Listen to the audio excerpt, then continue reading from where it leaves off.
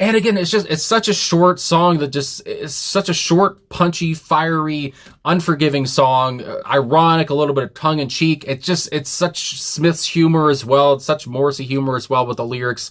The lyrics themselves are, not only is the song a blistering track right off the get-go, but the lyrics are blistering as well too. I mean, they're firing at everyone here, and they don't give a shit. It's such a great, no, I don't know if you say great, it is a great attitude to have, I guess you would say as well, but it's such they have such attitude here. They don't care what you think this song is about, or, or if you think it's, rock terrorism, whatever the hell. They were just doing what they wanted to do, and I just love their balls. They had a lot of balls for a song like this, again, through the lyrics and all that. But I do want to say how it all starts off, of course, and in this video, though, of course. Mike Joyce on the drums there.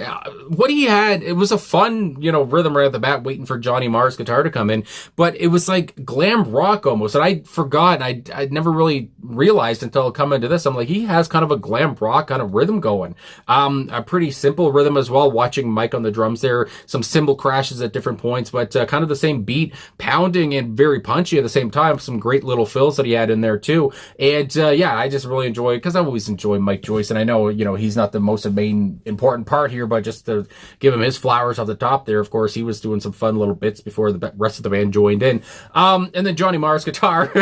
Johnny Marr's chiming, I always say it, would you believe it, it's jangly as well. When you talk about the Smiths, you're talking about jangle pop kings, I mean, my God. But it's chimey, jangle driven, and driven itself. I mean, that guitar work drives the song here, and it's blistering itself. Around the 110 mark, I think I looked at the video there when Johnny has a little screeching part while Morrissey takes a break from singing. It's just, and I think that might be when he picked up the noose.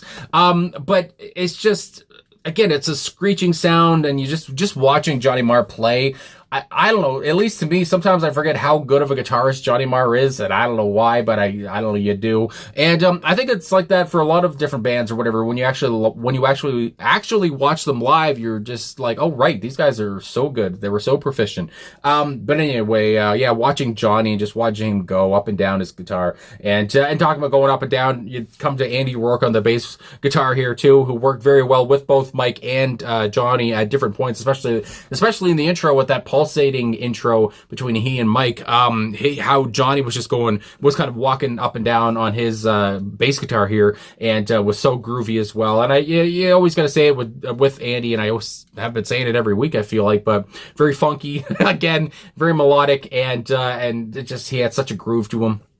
Like that a lot. Craig Gannon, and I do believe this was the first song Craig Gannon actually was a part of when they recorded this song in 1986 there. And yeah, if I remember correctly, this was the first song Craig ever played with the Smiths in the studio. And what a first song to be on with them. And of course, as I've said for the last weeks now, Craig just added an extra piece that the Smiths felt like they were missing, whether in the studio or also live. He just gave them an additional guitar feel, would pump up Johnny's guitar sound as well, and yeah, just made Johnny stand out even more. He was a great soldier, if you want to say that much for Craig, but of course Craig was great in his own right too. And like I've said so many times now, he was so young. I can't get over how young he was, and he's up there on stage with the boys. But as well, you move on to Morrissey's vocals here, and Morrissey's voice, I love how urgent he sounds. The whole song is urgent, so his voice has to match that. And he sounds so, I don't know, he's expressive. I don't know if you want to say he's almost sarcastic. That's not out of the ordinary for Morrissey either, but he's a little tongue-in-cheek. All of that comes to mind as well. And yeah, it's stereo. I don't want to say, but yeah, it's a typical Morrissey and Smith's track here again, talking about hanging the DJ, talking about other things, about how the music doesn't, it doesn't say much to them about their lives and such. And yeah, they're just one of a kind band anyway.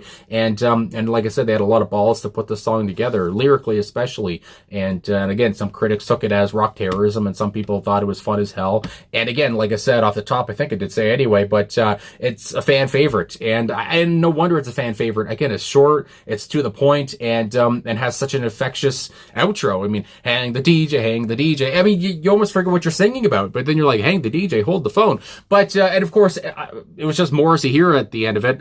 They didn't bring out a choir or anything like it is in the studio version, but of course, in that studio version, with the kids choir singing Hang the DJ, it's pretty ironic, and to have kids singing that line, which is kind of morbid or what have you, but when it's sung by kids, it's kind of is kind of toned down because you're like, well, it's a kid singing it, so it doesn't really mean as much then, huh? But anyway, either way, it was controversial. Would you believe it? There's a Smith song that's controversial, and no controversy has followed Morrissey all these years later. Isn't that crazy? But when you talk about the song here, getting to this now, getting to the meaning and such, we've talked about it before. You guys probably know, if you're watching this, you know about the song.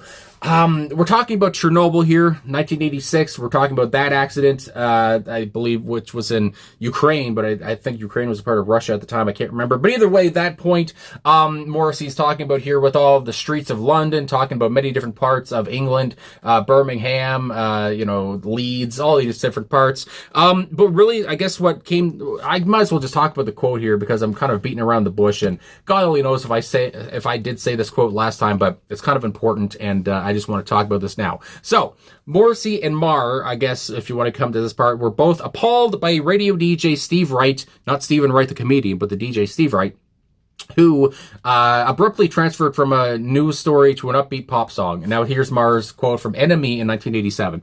And I apologize if you hate hearing me read, but here we are. Panic came out at the time of Chernobyl. Morrissey and myself were listening to a Newsbeat radio report about it. The story about this shocking disaster comes to an end, and then immediately we're off into Wham's I'm Your Man. I remember actually saying, what the fuck has this got to do with people's lives? We hear about Chernobyl, then seconds later we're expected to be jumping around to I'm Your Man.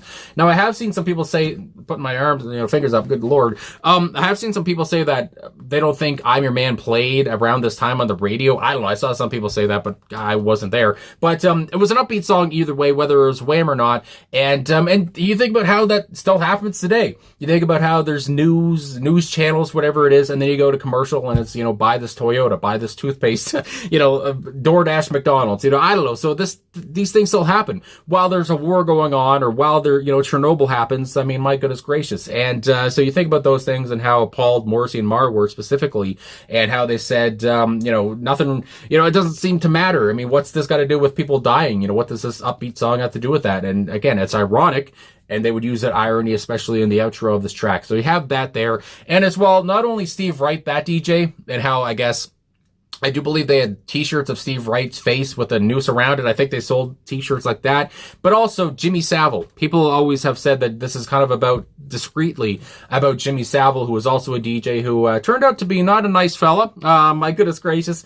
I know Johnny Rotten, John Lydon, was talking about Jimmy Savile back in 1978 or something like that, soon after the Pistols broke up. He was saying that he heard some rumors about Jimmy Savile. So there was always rumors out there, I guess, anyway, about who Jimmy Savile really was. And I don't think a lot of people would hate if he was hanged, but either way, so that comes to mind too. So just to say all those things and what really inspired this track, I just wanted to get that out there and make that clear as mud. So let's get into these lyrics now. Here we go with the first verse. Panic on the streets of London, panic on the streets of Birmingham. I wonder to myself, could life ever be sane again?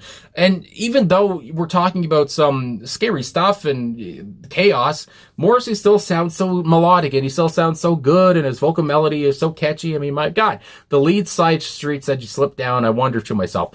And how this verse starts off, panic on, he has such commanding panic on the streets of London. He has a baritone already, but just how he breaks right into it so quickly is just, it gives it an extra oomph, and it makes you feel even more urgent. I can't get over it. Anyway, but of course, panic on all these streets. You want to try to find some kind of sanity, but you can't really. And even when as we go on more to these lyrics, even when you try to go to different parts of the town, it's still panic. You can't get away from it. Anyway, he wonders to himself if life will ever be sane again, or if this panic will continue, because I do believe parts of the UK were also on watch after this accident. Anyway, verse 2, in the accident of Chernobyl. Hopes may rise on the Grasmere, but honey pie, you're not safe here. Again, honey pie. I just forgot that he said honey pie. You don't hear honey pie too much, I don't think. Anyway, you might hear sweetie pie or something.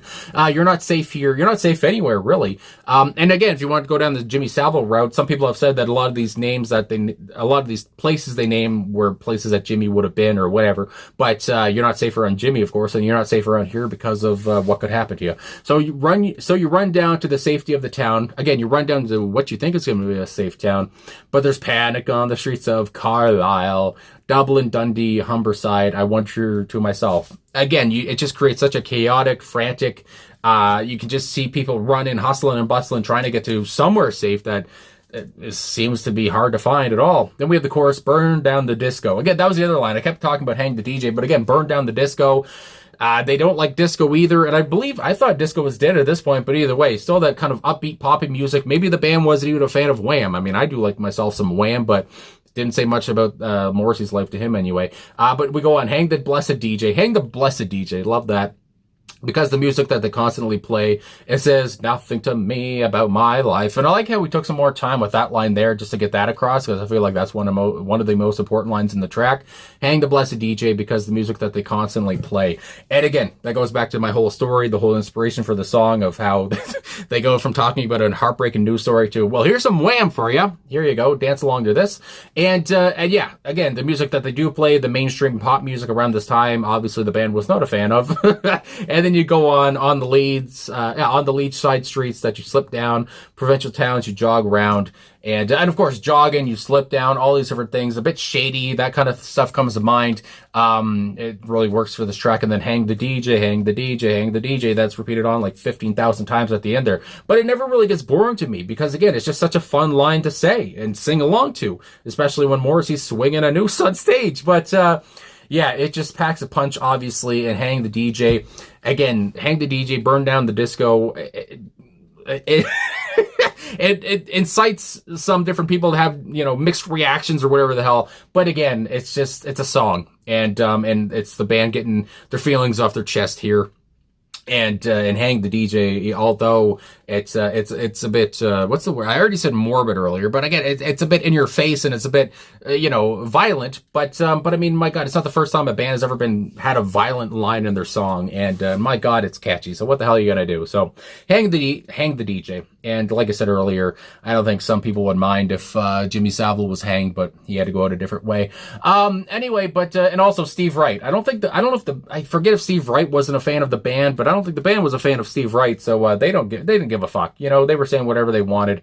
They had some balls to steal for this one. So anyway, I guess that's all I gotta say. This song was only like 2.5 minutes, and this video was like 17, but I love talking about some of my favorite Smiths songs. The Smiths are one of my favorite bands, so what are you gonna do? And I'm glad I have come back to another live performance here, so there you go there. So anyway, thanks for watching. Thanks for liking, subscribing, commenting, all those different things. Really appreciate all the support, and I'll talk to you guys again soon.